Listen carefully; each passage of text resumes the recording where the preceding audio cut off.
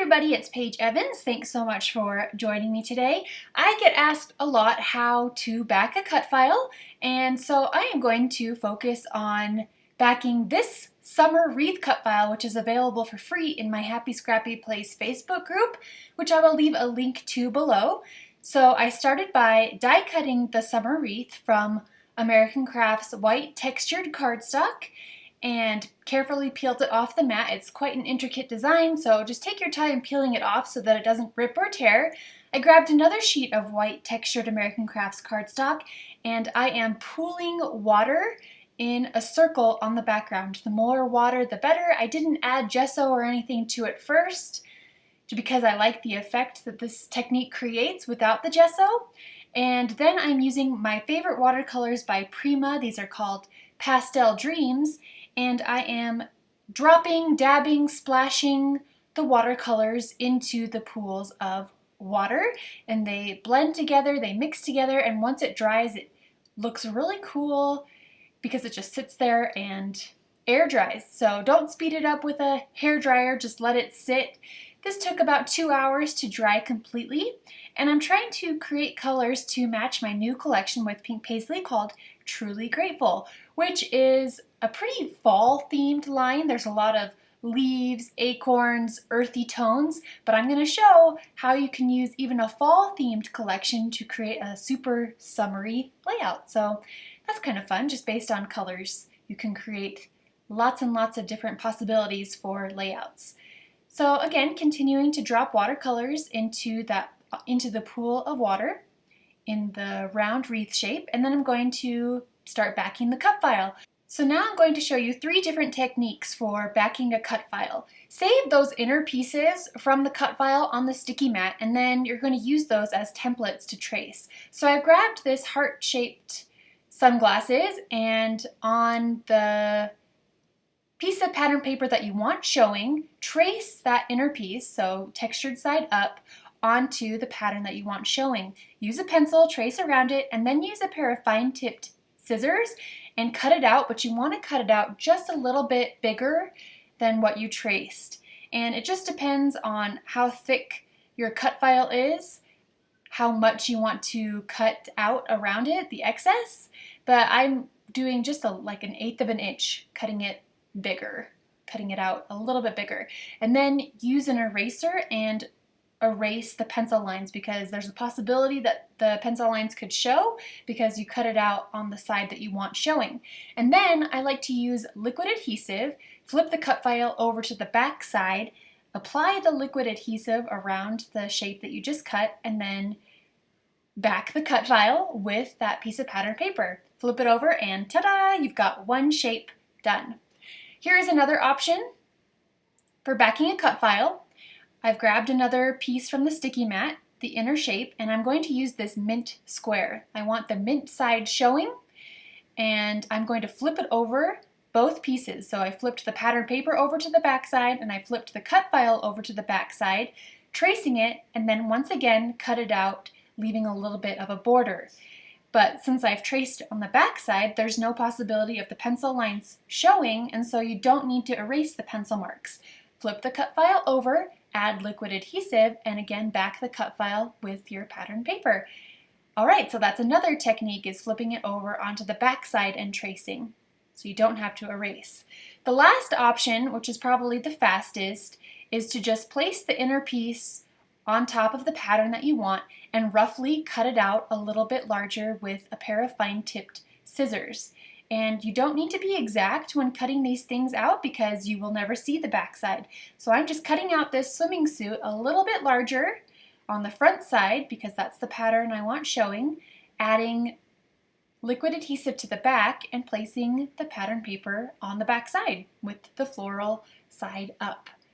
So there's 3 different ways to back a cut file. You can also have your cameo cut out the inner pieces, but that's a lot easier to do when there's not so many different sized shapes, and I have tutorials for how to do that, which I can leave links to below. So I wanted to use a rainbow of colors, and then I'm using 3 different pattern papers from Truly Grateful, and I decided to save myself some time and cut all of the sections of colors and patterns into their individual pieces and then arranged them into rainbow order. So I put all the red patterns together, all the orange patterns together, etc. So I was able to pick and choose the colors and patterns for backing a lot easier. Here I'm going to show you very quickly how I backed this umbrella. There are 7 different sections for the umbrella, so I pulled seven different patterns of the darker blue color, and I'm grabbing the pieces one at a time from the sticky mat. And this is, again, my favorite technique to back a cut file, is just placing the inner piece on the pattern paper and cutting it out just slightly larger. And I added adhesive liquid glue to the back of the entire umbrella and just dabbing those pieces into the liquid glue once I finished cutting it out. And I think it only took about an hour to back this entire cut file. The back side doesn't look so pretty, but nobody is ever going to see the back side, so it really doesn't matter a whole lot that it looks crazy on the back, but it looks beautiful on the front. So quickly, back to the umbrella. You can flip it over and see what it looks like. And here I go, finishing it up, placing the last piece on this beach ball. So ta-da, there is the backed cut file. I hope you have figured out a couple of different ways to back cut files and you're inspired to do so. And we're going to continue working on the layout. So I decided I needed some darker blue on my watercolored circle, and so I went ahead and added some more dark blue from the tropical colors of watercolors by Prima. Then to create dimension, so instead of just adhering the wreath right onto the layout, I'm using these teeny tiny 3D foam squares and place them all around the wreath, and then taking the time to peel off the backs, the protective layer, and then placing it on the watercolored wreath. So we're gonna continue from here working on the layout. I've printed 2 3x4-inch photos of my daughter Jane. These were taken just last week at our family reunion in Idaho, and we went to a lake and there was nobody else there, so it was like our own private beach. It was super fun, and Jane loves posing for me. She's always asking me to take her picture. I will take that for as long as I can get. I've decided to overlap the photos on this bottom left side and then going to start embellishing. So I'm using these enamel hearts from Truly Grateful. It comes in a package with sequins and wood veneer shapes, and I placed the hearts tone on tone around the summer wreath. And now I'm using the thickers from the Truly Grateful collection and tucking them under the top, and on this bottom side it's going to be Sunshine Summer. I love these stickers. They are foam with a cardstock top in lots of different colors, so they will match the collection perfectly. And then going to write my journaling on this right section. So I'm using a ruler first to draw my lines to make sure that's where I want the journaling. I often change my mind about where I want the journaling, so I always like to write the lines with a pencil first.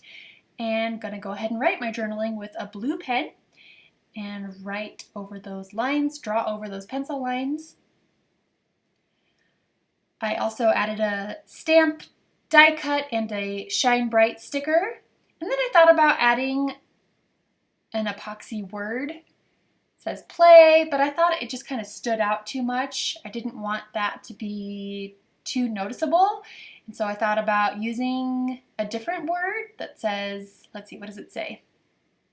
Yes.